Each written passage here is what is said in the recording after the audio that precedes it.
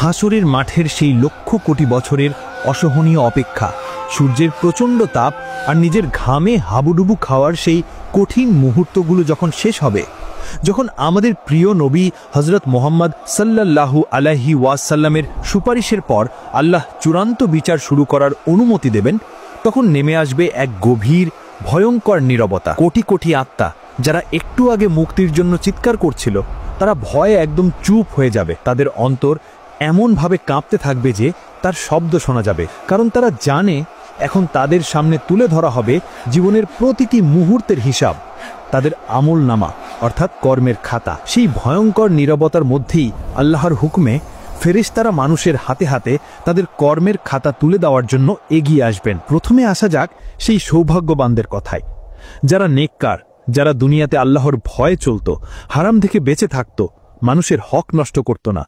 ফেরেশতারা তাদের কাছে নূরের মতো উজ্জ্বল চেহারা নিয়ে আসবেন, তাদের মুখে থাকবে মৃদু হাসি। তারা সেই বান্দাদেরকে বলবেন, তোমাদের উপর শান্তি বর্ষিত হোক, তোমরা ধৈর্য ধারণ করেছিলে, নাও তোমাদের পুরস্কার গ্রহণ করো। এই বলে ফেরেশতারা তাদের আমলনামা ডান হাতে তুলে দেবেন। ডান হাতে আমলনামা পাওয়ার সাথে সাথে তাদের বুকের ভেতর থেকে লক্ষ কোটি বছরের জমানো ভয় আর আতঙ্ক এক মুহূর্তে দূর হয়ে যাবে। তাদের চেহারা আনন্দে উজ্জ্বল হয়ে উঠবে, তারা খুশিতে আত্মহারা হয়ে যাবে। তারা এদিক ওদিক ছোটাছুটি করবে।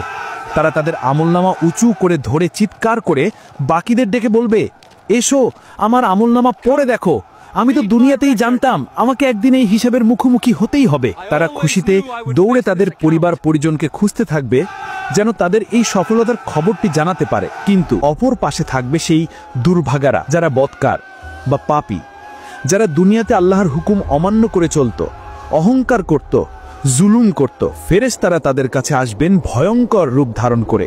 তাদের চেহারা হবে কালো, চোখ থেকে যেন আগুন বের হতে থাকবে। তারা কোনো কথা না বলে প্রচণ্ড রাগের সাথে সেই পাপী বান্দাদের আমলনামা তাদের বাম হাতে পিঠের পেছন দিক থেকে ছুঁড়ে দেবেন। কিন্তু ওই পাপীরা ওই আমলনামা নিতে চাইবে না।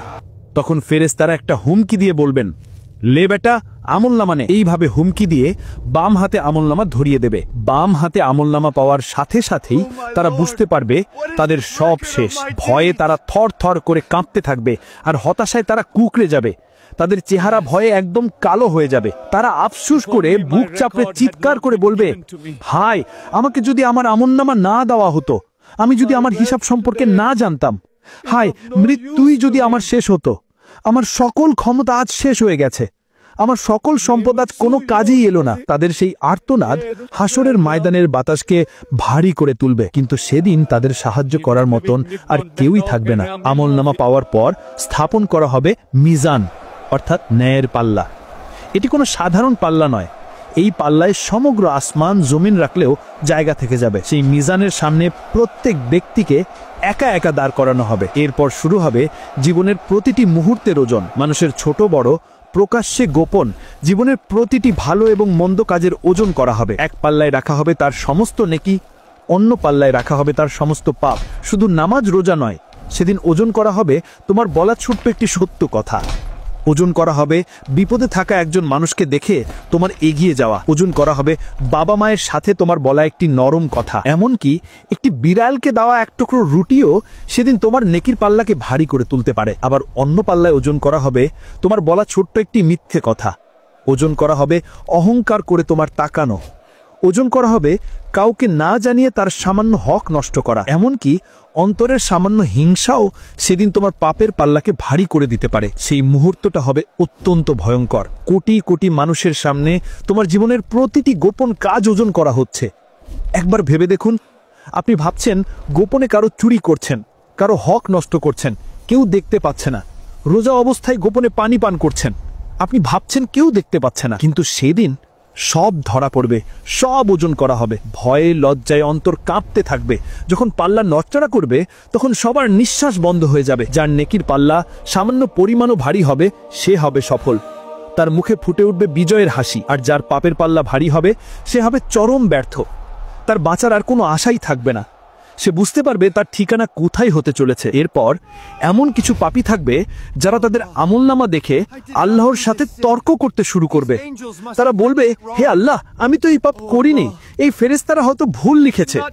তখন আল্লাহ তাদের মুখ বন্ধ করে দেবেন, তাদের মুখ সেলাই করে দেওয়া হবে। আপনার জিহ্বা সেদিন নীরব থাকবে, কিন্তু আপনার শরীরের অঙ্গ প্রত্যঙ্গ কথা বলতে শুরু করবে। আপনার হাত কথা বলবে, হে আল্লাহ, আমি সাক্ষ্য দিচ্ছি এই ব্যক্তি আমাকে দিয়ে চুরি করিয়েছিল, আমাকে দিয়ে হারাম জিনিস স্পর্শ করিয়েছিল, আমাকে দিয়ে অন্যের উপর জুলুম করিয়েছিল। আপনার পা সাক্ষ্য দেবে, হে আল্লাহ, আমি সাক্ষ্য দিচ্ছি এই ব্যক্তি আমাকে ব্যবহার করে পাপের ঘরের দিকে হেঁটে গিয়েছিল, আমাকে ব্যবহার করে হারাম জায়গায় গিয়েছিল। তাদের চোখ বলবে তারা কি কি হারাম দেখেছিল, তাদের কান বলবে তারা কি কি হারাম শুনেছিল, এবং তাদের ত্বক বলবে তারা কি কি হারাম অনুভব করেছিল। সেদিন লুকানোর মতো আর কিছুই থাকবে না, নিজের শরীরের অঙ্গই হবে নিজের সবচেয়ে বড় শত্রু। এই চূড়ান্ত বিচার শেষে হাসরের মাঠের উপর স্থাপন করা হবে পুলসিরাত। এটি হলো একটি সেতু যা চুলের চেয়েও চিকন এবং তরবারির চেয়েও ধারালো। এটি ঘোর অন্ধকারের মধ্যে স্থাপন করা হবে। এর দুই পাশে থাকবে জাহান্নাম থেকে উঠে আসা বর্ষির মতো ধারালো হুক, যা পাপীদের টেনে হিচড়ে নিচে ফেলার জন্য অপেক্ষা করতে থাকবে। আর এর নিচেই থাকবে লক্ষ কোটি মাইল গভীর দাও দাও করে জ্বলতে থাকা জাহান্নাম, যা রাগে ক্ষোভে গর্জন করতে থাকবে। প্রত্যেক মানুষকে, সে নবী হোক বা সাধারণ মানুষ, এই পুলসিরাত পার হয়েই জান্নাতে যেতে হবে। নেককার বান্দারা যখন পুলসিরাতের কাছে আসবেন, তখন তাদের ঈমানের আলো তাদের পথ দেখাবে। যার ঈমান যত শক্তিশালী, তার আলো তত উজ্জ্বল হবে। তারা তাদের আমল অনুযায়ী বিজলির গতিতে, বাতাসের গতিতে, দ্রুতগামী ঘোড়ার গতিতে বা দৌড়ানোর গতিতে এই পুল পার হয়ে যাবেন। কেউ কেউ তো চোখের পলকেই পার হয়ে যাবে। কিন্তু পাপীরা, মুনাফিকরা, তারা যখন সেই অন্ধকার আর ধারালো সেতুতে পা রাখবে, তখন তাদের পা থরথর করে কাঁপতে শুরু করবে। তারা এক পা এগোবে তো 10 পা পিছিয়ে যাবে। জাহান্নাম থেকে উঠে আসা বর্ষির মতো ধারালো হুকগুলো তাদের শরীরে আঁচড় কাটতে থাকবে, তাদের মাংস ছিঁড়ে ফেলবে। অবশেষে তারা সেই ধারালো সেতুতে ভারসাম্য রাখতে না পেরে এক ভয়ঙ্কর চিৎকার দিয়ে নিচের গনগনে জাহান্নামের আগুনে পড়ে যাবে। এই জাহান্নামের গর্জন এতটাই ভয়ঙ্কর হবে, এই গর্জন যদি দুনিয়ার বুকে শোনা যেত, তাহলে এই দুনিয়াতে আর ইসরাফিল আলাইহিস সালামকে ফুৎকার মারতে হতো না। ওই গর্জনেই পৃথিবী ধ্বংস হয়ে যেত। এতটাই ভয়ঙ্কর হবে ওই জাহান্নামের গর্জন। যখন হাসরের মাঠের চূড়ান্ত বিচার শেষ হয়ে যাবে, যখন পুলসিরাতের ভয়ঙ্কর পরীক্ষাটাও শেষ হয়ে যাবে, আর যখন জান্নাতীরা তাদের চির শান্তির ঠিকানা জান্নাতে আর জাহান্নামীরা তাদের কষ্টের ঠিকানা জাহান্নামে ঢুকে পড়বে, তখন দুই দলের লোকেরাই ভাববে এটাই হয়তো শেষ। জান্নাতীরা তাদের অফুরন্ত সুখ আর পুরস্কার দেখে আল্লাহর শুকরিয়া আদায় করতে থাকবেন, কিন্তু তাদের মনের কোনো একটা কোণায় হয়তো ছোট্ট একটা ভয় থাকবে যে এই সুখ কি কোনোদিন শেষ হয়ে যাবে। আর জাহান্নামীরা, তারা তাদের ভয়ঙ্কর শাস্তি পেতে পেতে মনের গভীরে একটা ছোট্ট আশা নিয়ে থাকবে, হয়তো একদিন এই কষ্টের শেষ হবে, হয়তো একদিন মৃত্যু এসে আমাদের এই যন্ত্রণা থেকে বাঁচিয়ে দেবে। ঠিক সেই মুহূর্তে যখন জান্নাত আর জাহান্নামের সবাই তাদের নিজ নিজ জায়গায় স্থির হয়ে যাবে, তখন আল্লাহর পক্ষ থেকে একজন ফেরেশতা উচ্চ স্বরে ডাক দেবেন। সেই ফেরেশতার ডাক জান্নাতের প্রতিটি জায়গা এবং জাহান্নামের প্রতিটি কোণা পর্যন্ত পৌঁছে যাবে। তিনি প্রথমে ডাকবেন, হে জান্নাতের মানুষেরা। এই ডাক শুনে জান্নাতের সবাই ভয়ে আর আতঙ্কে তাদের ঘাড় উঁচু করে তাকাবে। তারা ভাববে, হায়, আমাদের কি আবার এই শান্তির জায়গা থেকে বের হয়ে যেতে বলা হবে? এরপর সেই ফেরেশতা আবার ডাকবেন, হে জাহান্নামের মানুষেরা। এই ডাক শুনে জাহান্নামের লোকেরাও তাদের মাথা উঁচু করে তাকাবে। শাস্তির মধ্যেই তাদের মনে ছোট্ট একটা আশার আলো জ্বলে উঠবে। তারা ভাববে, হায়, আমাদের কি এই শাস্তি থেকে মুক্তি দেওয়া হবে? যখন দুই দলের সবাই অধীর আগ্রহে আর ভয়ে অপেক্ষা করতে থাকবে, তখন তাদের সামনে এক আশ্চর্য জিনিসকে নিয়ে আসা হবে। মৃত্যুকে সেদিন একটা সাদা কালো রঙের সুন্দর ভেড়ার মতো করে নিয়ে আসা হবে এবং তাকে জান্নাত এবং জাহান্নামের ঠিক মাঝখানে দাঁড় করানো হবে। এরপর সেই ফেরেশতা আবার জিজ্ঞেস করবেন, হে জান্নাতের মানুষেরা, তোমরা কি একে চেনো? জান্নাতের সবাই একসাথে উত্তর দেবে, হ্যাঁ, আমরা একে চিনি, এটাই তো মৃত্যু। তারপর তিনি জিজ্ঞেস করবেন, হে জাহান্নামের মানুষেরা, তোমরা কি একে চেনো? জাহান্নামের লোকেরাও একসাথে উত্তর দেবে, হ্যাঁ, আমরাও একে চিনি, এটাই তো মৃত্যু। যখন জান্নাত এবং জাহান্নামের সবাই সেই মৃত্যু নামক ভেড়াটিকে চিনে ফেলবে, তখন আল্লাহর হুকুমে সেই মৃত্যু নামক ভেড়াটিকে জবাই করে দেওয়া হবে। মৃত্যুকে জবাই করার পর সেই ফেরেশতা এক শেষ এবং ঐতিহাসিক ঘোষণা দেবেন, যা শোনার পর আর কোনো সন্দেহ থাকবে না। তিনি প্রথমে জান্নাতবাসীদের দিকে ফিরে বলবেন, হে জান্নাতের মানুষেরা, আজ থেকে তোমাদের জন্য শুধু অনন্ত জীবন আর অনন্ত সুখ, আর কোনোদিন মৃত্যু আসবে না, তোমরা এখানে চিরকাল থাকবে। এই ঘোষণা শোনার পর জান্নাতীদের আনন্দ আর খুশির কোনো শেষ থাকবে না। তাদের মনের ভেতর থাকা ছোট্ট ভয়টাও দূর হয়ে যাবে।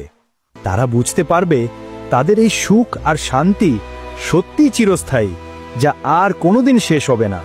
তাদের আনন্দ 1000 গুণ বেড়ে যাবে। এরপর সেই ফেরেশতা জাহান্নামবাসীদের দিকে ফিরে বলবেন, হে জাহান্নামের মানুষেরা, আজ থেকে তোমাদের জন্য শুধু অনন্ত জীবন আর অনন্ত শাস্তি, আর কোনোদিন মৃত্যু আসবে না, তোমরা এখানে চিরকাল থাকবে। এই ঘোষণা শোনার পর জাহান্নামীদের হতাশা আর কষ্টের কোনো সীমা থাকবে না। তাদের মনের ভেতর থাকা মুক্তির শেষ ছোট্ট আশাটুকুও চিরদিনের জন্য নিভে যাবে।